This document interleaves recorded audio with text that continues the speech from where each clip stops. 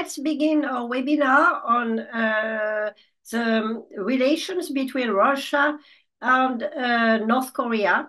Recently, the Japanese Defense Minister Gen Nakatani participated to the first G7 meeting of defense ministers, and he mentioned the increasing risk of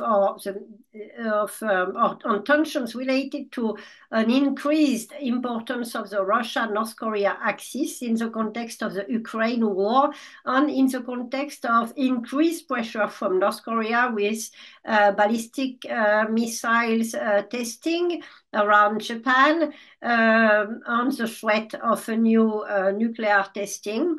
And for Japan, and as well as for us in Europe, it is a very important issue to try to evaluate in the light of what we learned recently about the participation. Potentially, we don't know exactly what is going on, but there are a lot of testimonies about participations of North Korean troops to the war in Ukraine, especially in the region of Kursk, but also more troops being trained around Vladivostok, or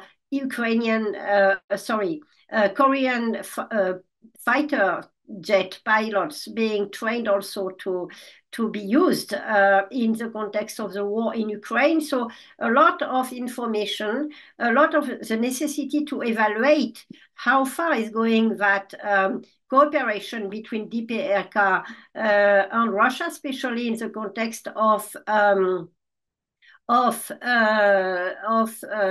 proliferation, on nuclear proliferation. So this is what we will discuss today with two very excellent experts in their field.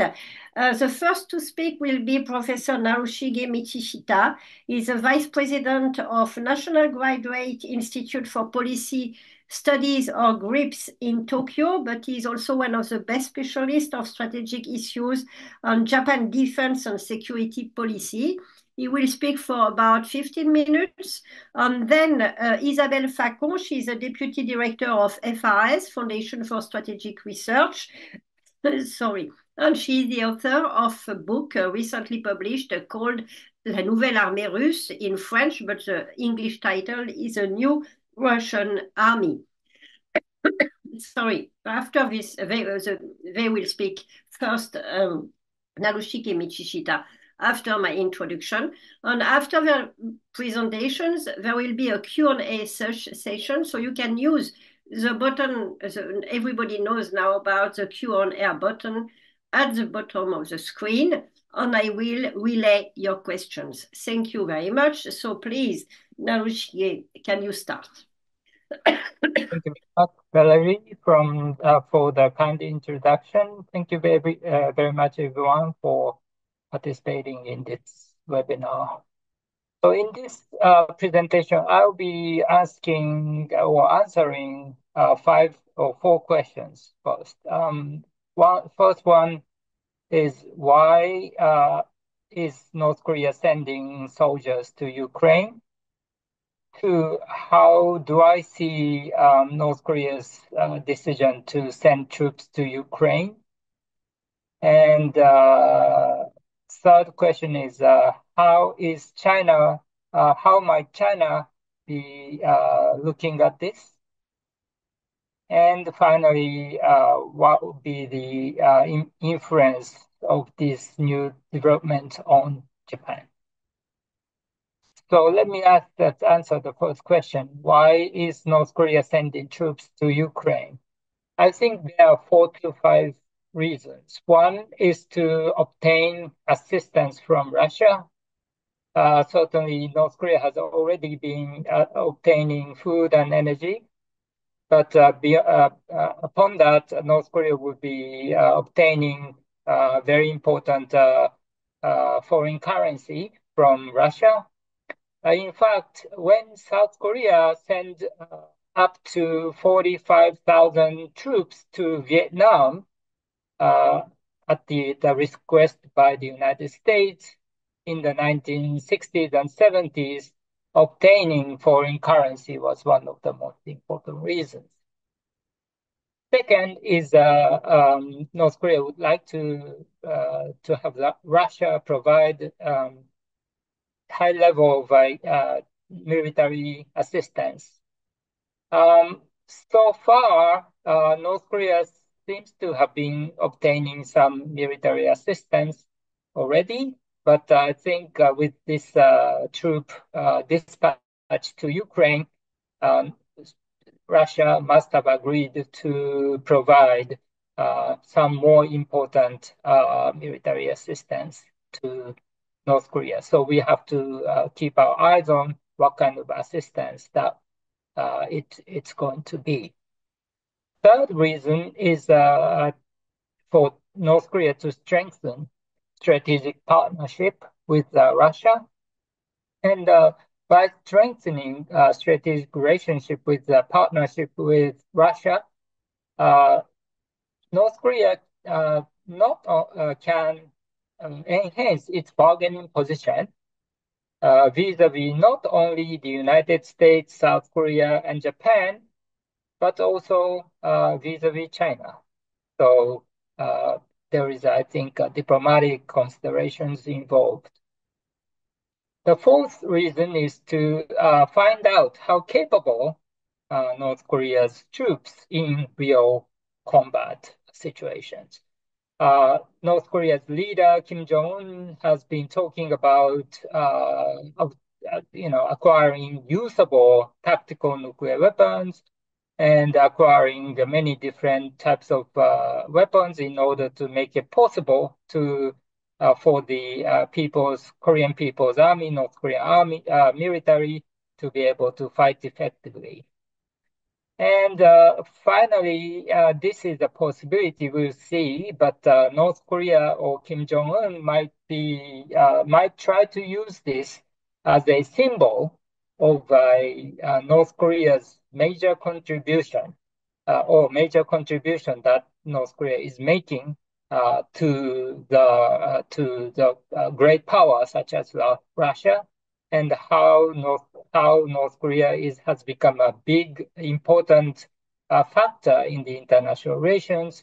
With Mr. Kim, talking to Mr. Putin on more or less on an equal footing, and things like that. So we will see whether or not North Korea's government will inform people of this new development or not. That's a big question, interesting question. And also, if North Korea's government is to let people know about this new development, how would it do it? Those would be the interesting questions. And second question is, how do I see North Korea's sending troops to Ukraine? So it's basically a bad news that would contribute to the war fighting of Russia, and it's it's a detrimental to Ukraine's national interest. But there are some good news because, I mean, depending on what kind of missions the North Korean forces will be undertaking, but there are at least three. One is now North Korean forces are exposed in war. So we will be able to take measures to attract North Korean forces in the battlefield in Ukraine. The United States and South Korea knows North Korean military tactics. They can provide important tactical information to Ukraine. And maybe South Korean government has already suggested that, but South Korea can send necessary weapons to attract North Korean forces to Ukraine. The second, kind of benefit of this is this is a great opportunity for us to understand better how capable or not capable, incapable North Korean forces are. North Korea has not sent its troops overseas in the past, and so this is going to be the first time that North Korean forces will be fighting overseas. Some people say North Korea has a 100,000 to 200,000 elite special operation forces, but that's a big joke because if you have 100,000 to 200,000 troops, they are not elite, right? So elite troops would be only a part of it.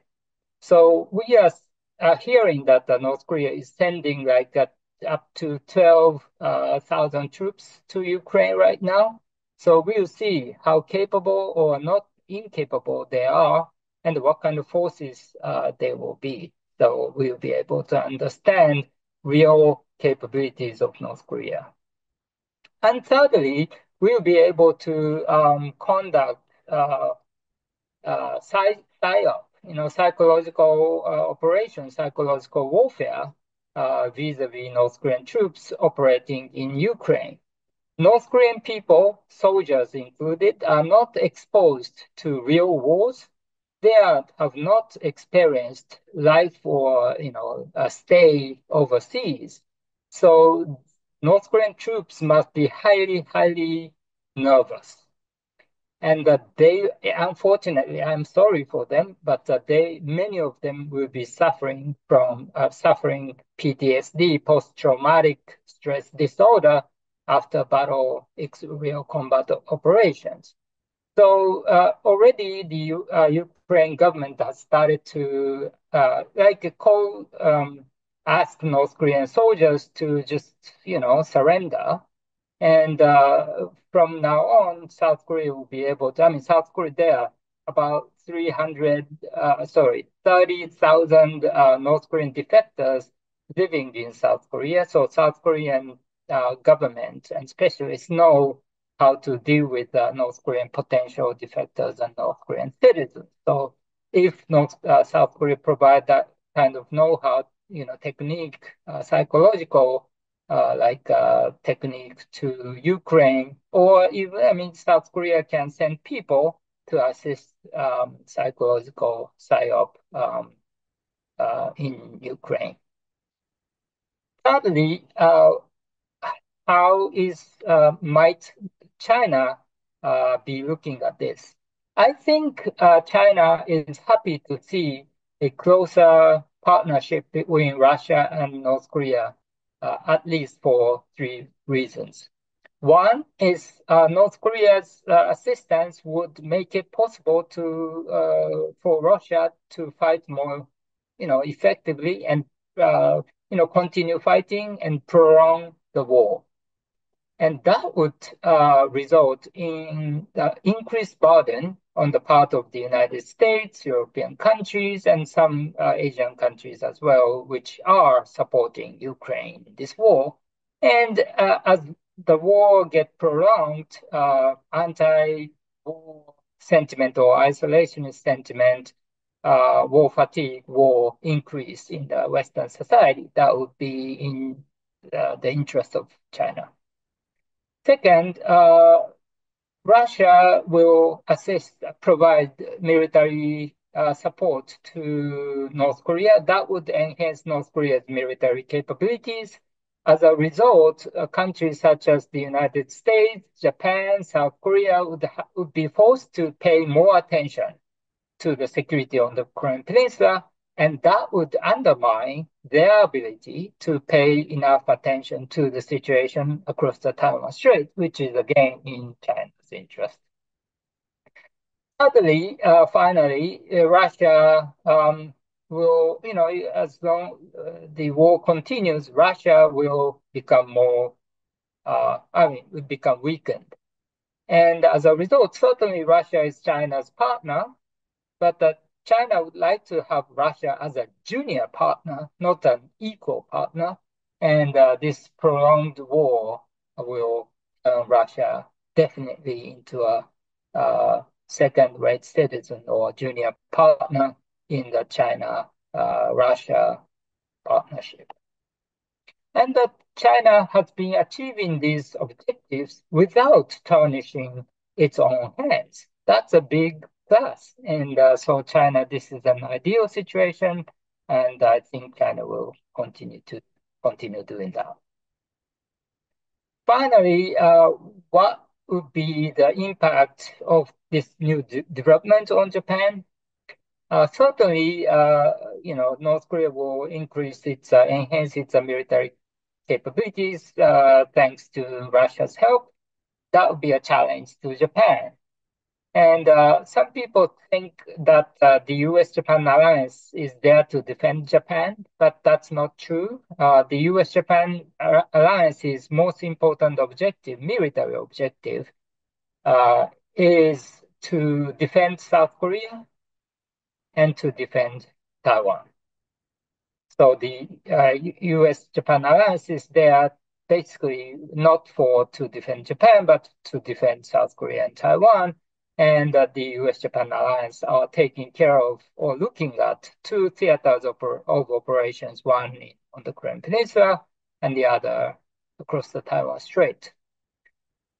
But in this context, the problem is in recent years, the security on the Korean Peninsula and the security across the Taiwan Strait are getting more intertwined.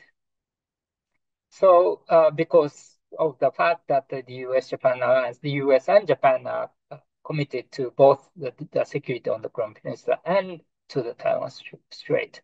So if I were Xi Jinping, and if I decided to attack Taiwan tomorrow, I would definitely ask Kim Jong-un to create a crisis or tension on the Korean Peninsula in order to pin down US and Japanese forces to the north in order to ease my military balance across the Taiwan Strait.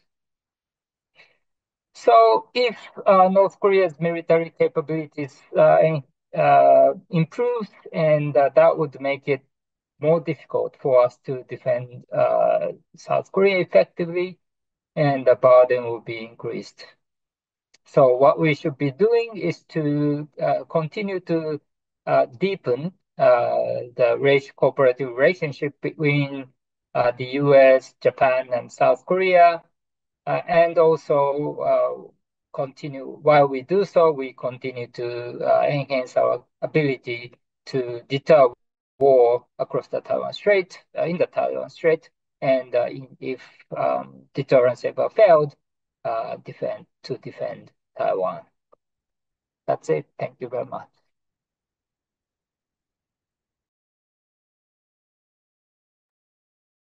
Thank you very much for your presentation. So now I have many questions that I would like to ask you, but first I will give the floor to Isabelle Facon for her own presentation. Isabelle, the floor is yours. Thank you very much, Valérie. So I will, as agreed with you, Valérie, I will discuss the Russia DPRK axis from a French perspective, a European perspective, and maybe take the subject in a broader terms. But it's interesting to discuss this subject just right after the BRICS summit, which has pointed to Russia's willingness to appear as a key responsible international stakeholder. And I'm not sure that the deepening relationship with North Korea is really matching this image. We will discuss that later. So the intensification of North Korea-Russia partnership and the net progress it has recorded in the military field in the past 2 years, it's a problem, as you from France, from the European security perspective, the non-proliferation agenda perspective, and also for France as an Indo-Pacific stakeholder. Implications for Europe. Of course, North Korea's support to Russia's war machine in Ukraine cannot be good news from the point of view of the future configuration of the European security order, which will depend very much on how much of a victory Russia can boast of. And since the fall of 2022, North Korea has been a net provider of military assistance to Russia. And we don't have so many countries in this club. You have Iran, you have Belarus, and North Korea. North Korea has helped Russia close the gap when its defense industry was not fully remobilized for the war requirements. And since then, since fall of 2022, North Korea has been helping Russia very much in its effort to maintain a strong advantage in artillery capabilities over Ukrainian forces. So as you know, all of you know, Russia received a significant number of artillery shells. It's counted in millions. It also obtained ballistic missiles. And as you know, France earlier this year co-signed a declaration with 47 countries, including Japan, and the EU High Representative for Foreign Affairs and Security Policy to denounce the use of these missiles by the Russian military against Ukraine in December and January of this year. And now you have this deployment of North Korean soldiers to Russia and maybe later on for Ukraine. So it's very unclear at the moment how many of them really, what roles they will be employed in. It can be directly on the front line. It can be in the rear areas. You have plenty of options.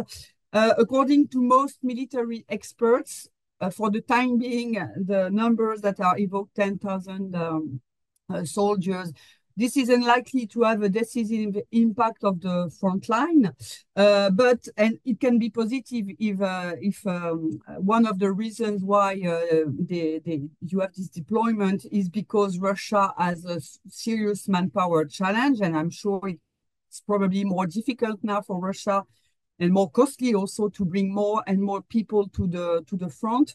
But I would be cautious on that because again, depending on the numbers involved and on if it's only a first shot of it's maybe a first step and there could be more. So it's very dependent on that. But it might also mean that Russia intends to accelerate its offensive on certain part of the Ukrainian front.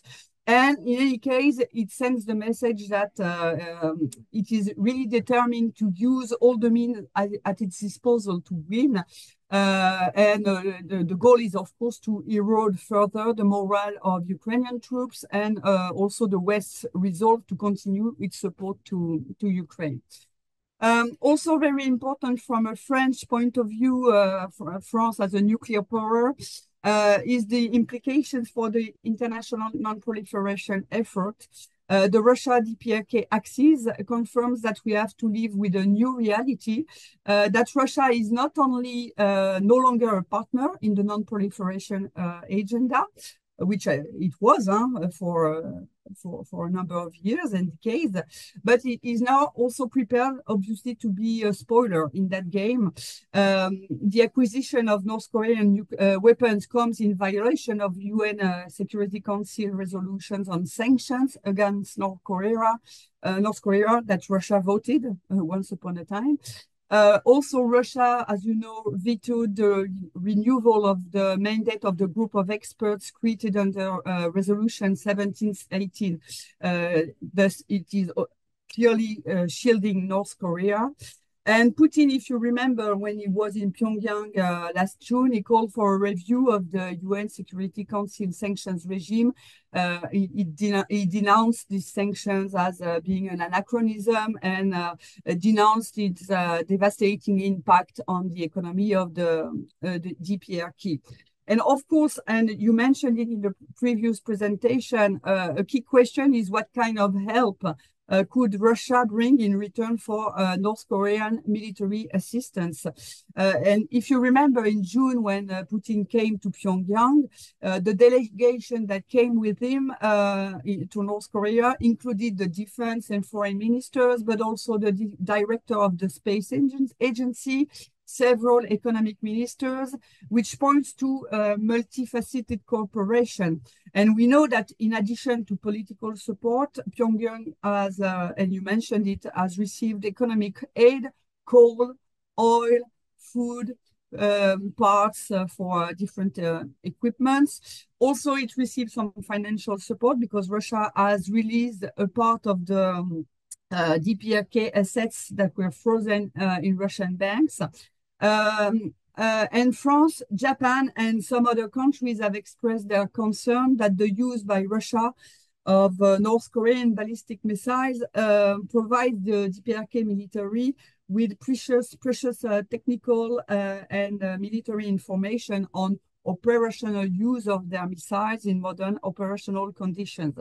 And of course, and in France, it's quite a concern, the fact that Russia could provide more significant assistance to North Korea ballistic programs.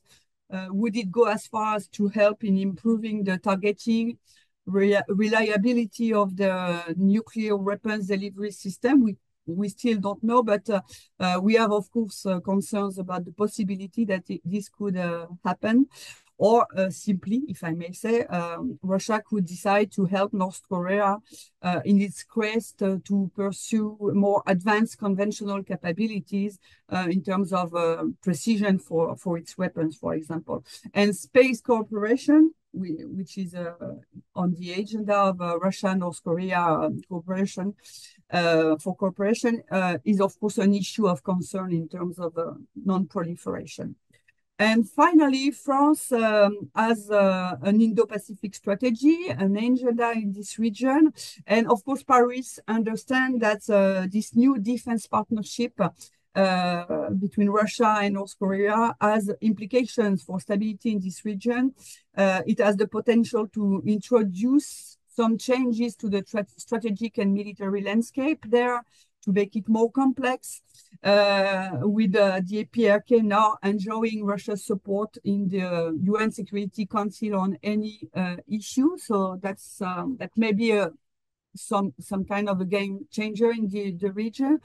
The potential also to accelerate arms race in the region, the potential for more provocations to which France may have to respond together with allies and like-minded countries in the region. And of course, the deepening cooperation between North Korea and Russia goes with many questions. Some of them were mentioned in the previous presentation. Sorry. For example, is the recent hardening of Pyongyang's stance on South Korea connected in one way or another with this enhanced cooperation with Russia? Will military cooperation with Russia lead to the North Korea trying to coerce the South more aggressively?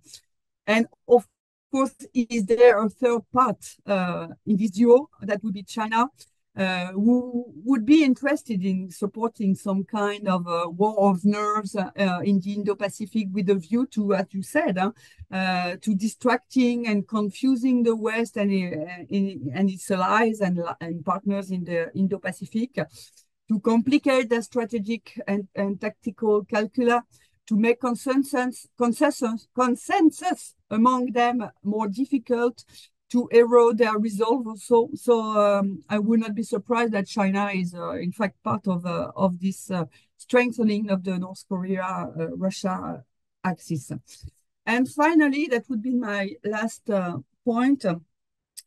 As a Russia specialist, I see clearly the interest for North Korea to have more cooperation with Russia in the military field, and also see for Russia the interest to draw some kind of a new tribe to destabilize the West and its allies by adding a new headache to the general landscape.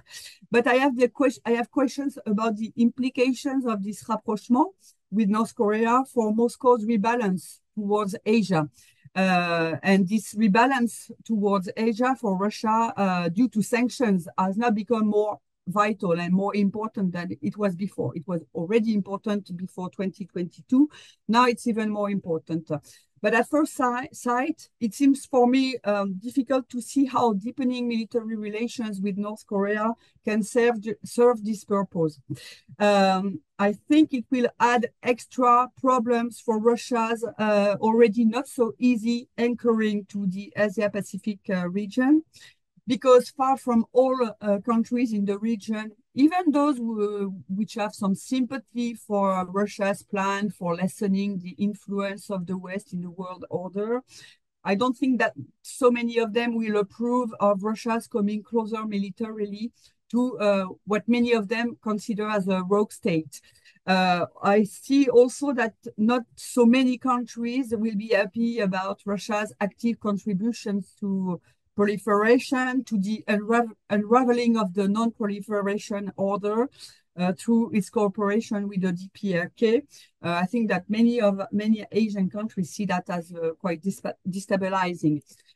Also, many Asian countries are worried that Russia's increasing dependence on China as a result of the Ukraine war makes it impossible, in fact, for Moscow to have a really independent foreign policy in Asia, independent from China and Chinese desiderata.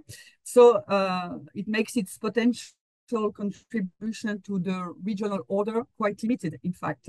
And of course, Russia has been trying to limit this perception, which is quite widespread at the regional level in the Indo-Pacific.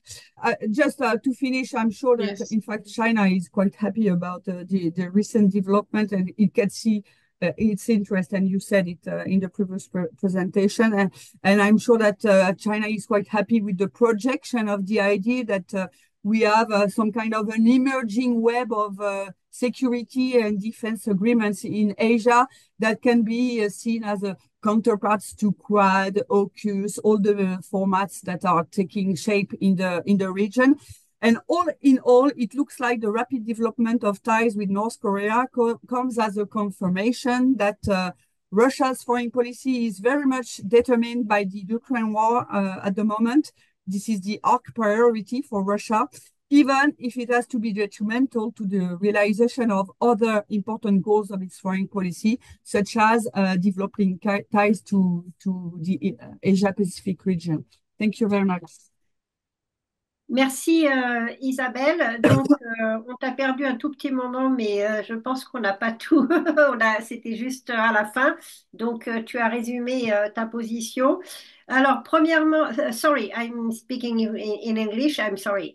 And first, I would like to remind all the participants that they can start asking or putting questions with the Q&A button at the that everybody knows on the screen. So please do that, because there are no questions yet, but I have many questions for both speakers, and in order to launch the discussion. And yes, it's very interesting what you mentioned, Narushige, about it will be a good test of the DPRK real fighting capabilities. And in that sense, it's always interesting to wonder what kind of troops will be sent. If they say elite troops, they also have to be extremely motivated in order to fight for Russia in a far way. I mean, even if they are elite troops, what kind of reward, I mean, financial, I can imagine, or, in terms of position, but if it's just that they have to go, especially as Isabelle mentioned, if more troops are sent to Russia or to fight, for the time being, they mentioned the Kursk region. So I don't know, it's a little bit far away from the main battlefield. Maybe they could be sent also if there are more ordinary troops, like the European countries did during the First World War, where especially the UK brought a lot of Chinese from through Hong Kong to the Somme, to France, where they had a lot of activities, not fighting activities, but to replace men and soldiers in activities in, repairing, rebuilding, logistics, and so on. So maybe the North Korean troops, the less elite one at least, could be used in that sense. I mean, just to consolidate what is going on behind the front line, because I'm not so sure that sending inexperienced soldiers to the front line, even if they are only there to be killed, and especially in such a small number, apparently, would, as Isabelle said, change completely the future of the war in Ukraine. So this is one of my first remark or question. And yeah, and also, yeah, you mentioned that it will be a good opportunity to see what is the capability of the DPRK fighting capabilities. I think this is a good point. I have maybe a more precise question also. You mentioned that one of the bonus for North Korea would be to receive, as you said, it was the case before, but food, energy, all these things that North Korea is lacking. You mentioned foreign currency. What do you mean? I mean rubles, or do the Russians have access? Because we know for Russia too, it's it's difficult these days. Gold, maybe because gold is very, very, so the price of gold these days is very high. So I wonder what kind of currency, money, DPRK can receive from Russia when it's so difficult also for Russia to make, as Putin said at the BRICS, he would like to build to go around the dollarization of the world trade with yuan or with other currencies, but it's quite complicated. So maybe I will let you tackle these remarks before waiting for questions from the room. Yeah.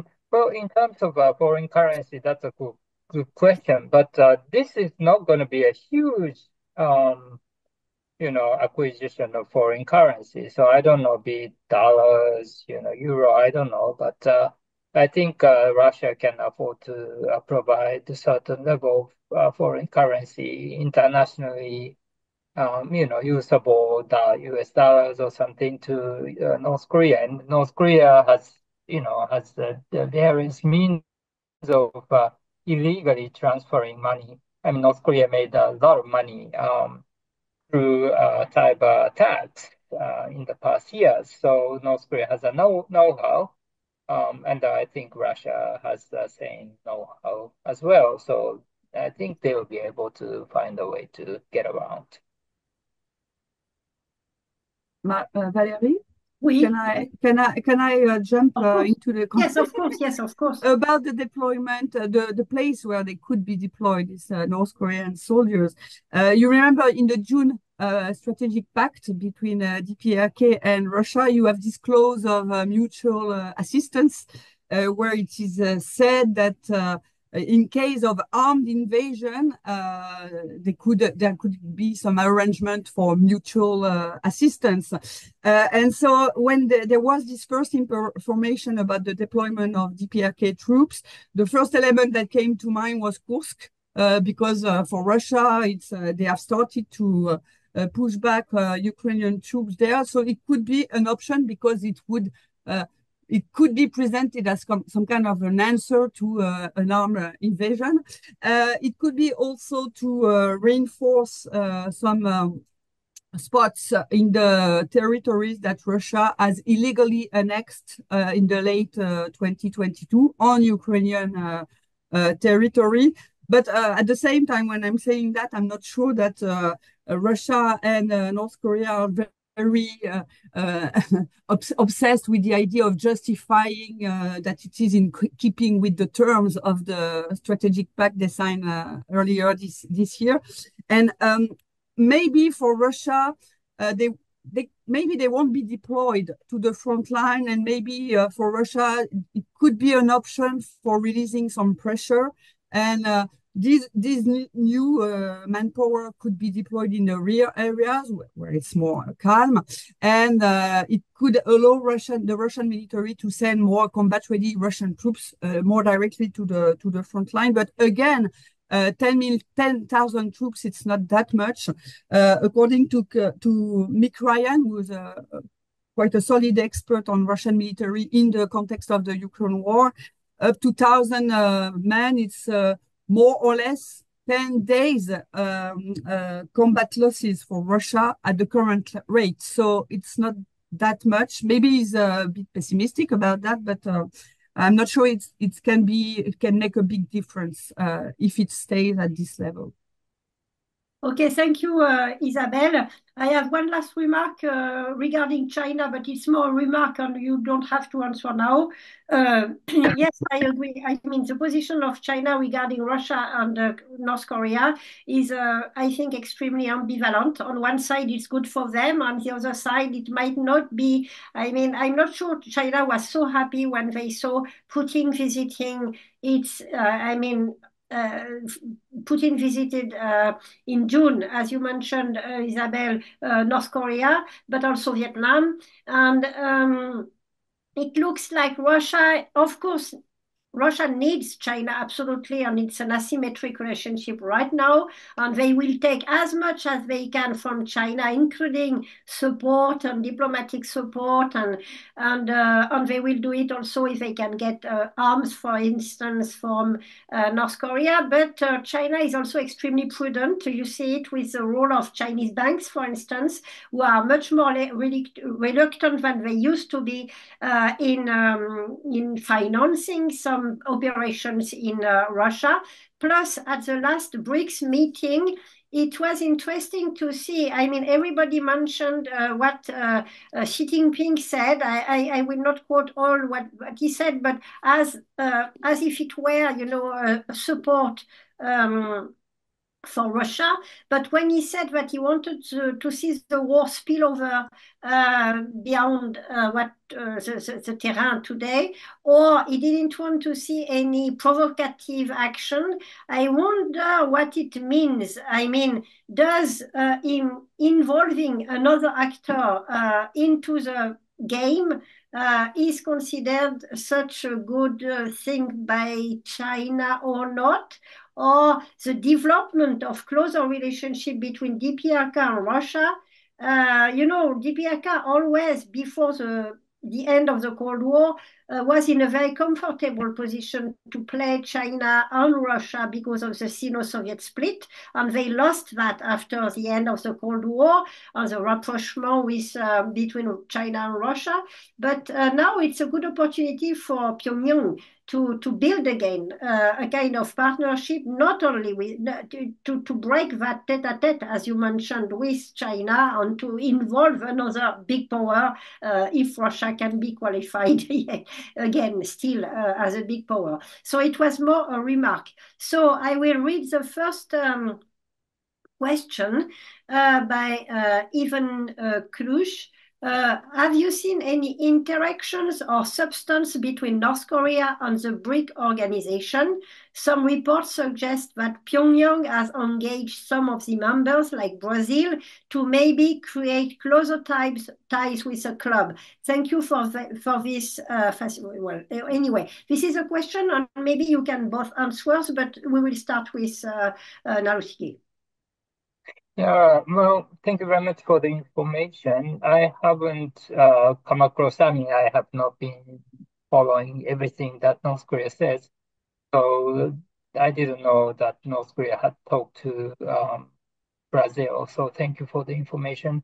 I don't think North Korea is realistically expecting BRICS countries to accept North Korea as a member.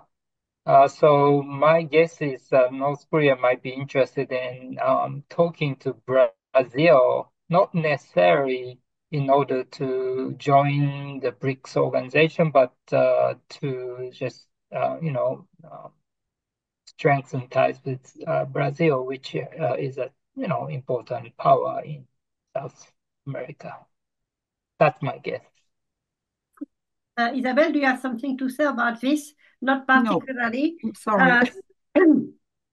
Maybe if really, I mean, I don't know, I didn't exactly follow that point neither, but if North Korea has been expressing some willingness to be part of the BRICS, but now everybody wants everyone, many countries want to be part of the BRICS, so much more than before. So there is a kind of, who will be member of that, supposed to be completely anti-Western, anti-common values organization, which, by the way, makes it quite difficult to control it. Before it was mostly, a China thing or Russian thing. And for a time, it was completely almost passé. I mean, nobody was talking of the BRICS anymore. And then suddenly it came alive again. So maybe for DPRK, it's also a way to increase its diplomatic or geopolitical influence is too big a word, but I mean to be recognized or legitimate among that kind of organization. But I don't see any. And this is related to what Isabelle said about is DPRK such a good partner for Russia to be for its own Asia policy. I mean, DPRK is not considered to be a very interesting partner by any organizations. And countries like, for instance, India might be very careful with the inclusion of DPRK. So the second question is from, Émilie Béraud. Do you think that China or Iran could decide to join the Russia-North Korea alliance to support the war in Ukraine? Maybe again, I don't know if Isabelle or Narushige, if you want to start. Yes, as I said, I don't think China is interested in directly getting involved in the war in Ukraine. And the beauty of the tactics that China is using is China is helping Russia without, visibly helping Russia. So what China is doing is to provide a dual use, military and civilian dual use technologies to Russia for Russia to use them for military purposes. So China would like to remain invisible here while making important assistance or help, providing help to Russia. And about Iran, of course, we know that maybe do you know more about, I mean, Isabelle, maybe it's more your field, but how do we estimate the cooperation between Iran and Russia these days? I don't think Iran would send troops, but what kind of more like North Korea is doing, but because it's also very much focused on the Middle East. But among all the crises that we have to pay attention to, this is true that you have North Korea, we have China, Taiwan Strait, but we have here in Europe, but everywhere in the world, because of the energy issue, we have the crisis in the Middle East, of course. So Iran, Russia.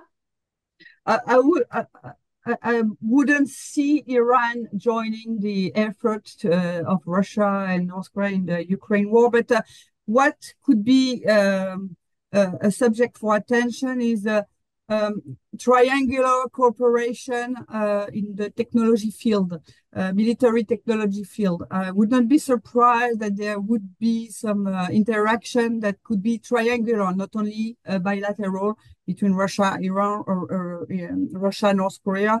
And what surprised me when Russia starting receiving all the sanctions after February 2022 is that very rapidly people close to the military-industrial complex encouraged the idea that Russia should develop ties with these two countries that could develop their defense industry, at least in some fields, while being under very strong sanctions. So I wouldn't be surprised that there would be more active interaction between the three, but I don't have any element that go in that direction. But if there if I have to tell about what is the most credible problem, this one would be more credible than seeing Iranian troops go to fight aside Russian troops.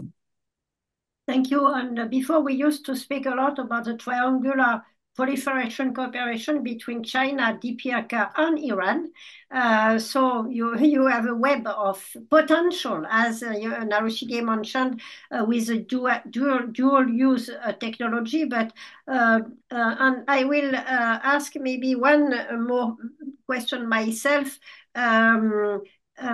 before coming to the last question, and maybe if you have more questions, please do put your questions on the internet. One of the questions is, of course, proliferation in nuclear proliferation. This is a very important issue for, as you both mentioned, of course, for Japan, but for the Japan-US alliance, but also for France. For France, proliferation is a major issue, and we have been involved for a very long time in proliferation issues in East Asia around North Korea, even at a time when people were wondering why France was so interested in stability or strategic affairs in East Asia. So proliferation is one of the major factors. And recently, I don't remember his name, I'm sorry, but an Ukrainian high-level military, Bodanov, or what's his name, I don't exactly get it, mentioned the potential cooperation between Russia and North Korea to give access to North Korea for technology for tactical nuclear arms that could be used in the context of a war in the peninsula, and also for SNL launchers. But I think it's so complicated. Even for China, it's difficult. So I'm sure that for North Korea it would be too. But at least tactical weapons. Do you see first Narushige-san? Do you see any interest or possibility, or is it just launching a balloon in order to discuss it? Yeah, I think I'm concerned about Russia providing kind of operational information to North Korea on how to use, maybe develop and use tactical nuclear weapons and nuclear torpedoes. Because, not many, North Korea has not conducted nuclear tests in the atmosphere, right? So North Korean operators don't know what might happen if they actually use nuclear weapons in the atmosphere or in the battlefield or underwater in the case of torpedoes. And Russians have those extremely sensitive but important information. And that's ultimate sort of information that North Korea would like to obtain from Russia. And I wonder whether Mr. Putin might be willing to provide such information to North Korea. So we'll see. So maybe I have a secondary question about that, because of course China also has this information. So you think that because in a way Russia is desperate for support, it would be more willing than China, for instance, to provide to North Korea that kind of information? I think China does not want to provide such sensitive information to North Korea because, while China would like to create attention on the Korean Peninsula in order to divert the US, South Korea, Japan's attention away from the Taiwan Strait, China does not want to see conflict or crisis breaking out, or even conflict or war breaking out on the Korean Peninsula, because China is so close to North Korea or to the Korean Peninsula, right? Yeah. If there is a war on the Korean Peninsula or North Korea collapse tomorrow, that would dash China's dream of unifying Taiwan, because China will be busy taking care of Korean Peninsula. So I think China is trying to strike a bit balance between those two objectives. I agree with you. So now I will switch back to the questions. One by Toby Dickinson. His question is, how can France and Japan support the operationalization of the commitments made to Ukraine at the G7 defense ministers meeting last weekend?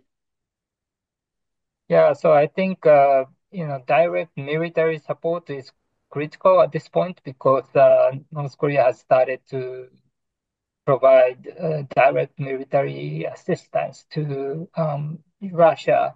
So we should be, I mean, not only Japan. Japan has actually agreed to sell Patriot land-based air defense missiles to the United States, right? And certainly we are not selling arms directly to Ukraine, but we are selling those missile defense systems to the United States so that the United States can sell excess missile defense systems to Ukraine. So Japan is in an indirect manner assisting Ukraine in fighting wars, the war with Russia. So I think countries in the region as well, in different places, get united and remain united and keep supporting Ukraine militarily.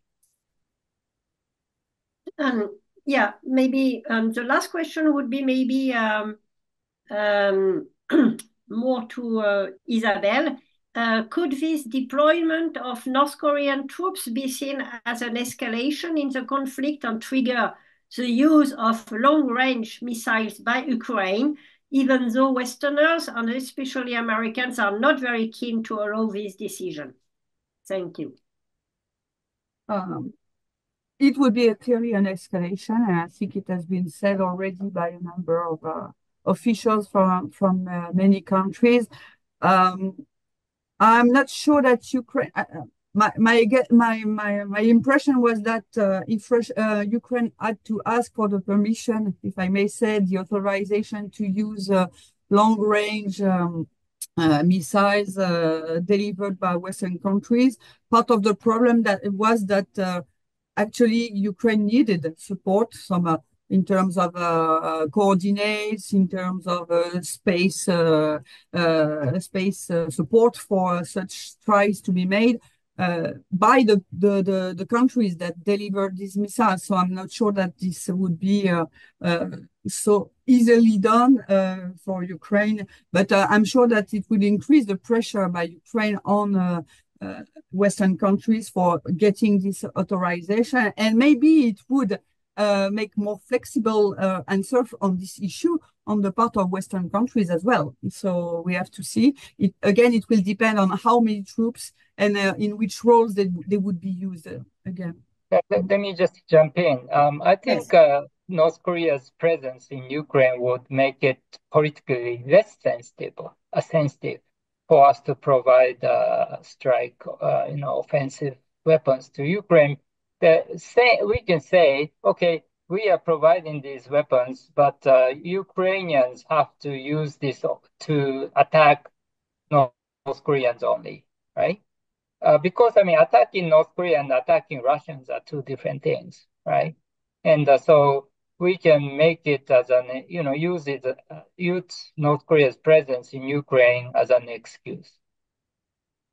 Yeah. I don't know how so North Korean troops would be deployed or if they are embedded in. By the way, there was one question I wanted to ask, maybe to Isabelle. It's more curiosity on my part before we end that webinar. Is under what command? Which command? I mean, Russian command or DPRK officers? It's interesting. I mean, the question of language too.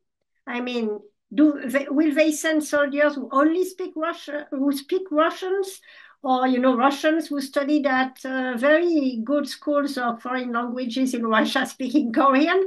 It's just a remark, and we can discuss. Yes, a communication gap, procedural differences. Even though they have been training for some time now together, I'm not sure that they can stem the differences in tactical training, that kind of stuff. Okay. What would be the command and control procedures? I don't know under which command they would be. That's why I'm a bit skeptical that these soldiers would be sent directly to the front line, and maybe they would be used more in support, combat support missions. Like so one report says North Korea had sent 3 commanders and 500 officers, and and as a total in total joint control. It would be joint control. I think Valérie, you said North Korean troops would be embedded, but I don't think so. Russian officers will be embedded to Korean forces, not the vice versa, because Russia will be overseeing North Korea. North Korean forces will be operating as a fairly independently from Russian forces, and the Russian officers will be there to basically supervising their operations. And it will be interesting to see also if DPRK sends its political commissar alongside the military, the purely military. All these questions. No, it's nice to see, because this is also what we ask ourselves about China, for instance, in terms of chain of command. So it would be nice to see in operation with making decisions. So I'm afraid this is the end of that webinar. I hope you were interested and enjoyed it. And of course, if you want to, it will be podcast, and you will be able to watch it on the FRS YouTube channel very soon. So thank you very much again, all, for your participation, and particularly to you, Narushige-san and Isabelle, for accepting to be part of it. I think for me, at least, it was extremely enlightening and interesting. Thank you very much, and bye-bye. Thank you. Thank you very much. Bye-bye. Bye.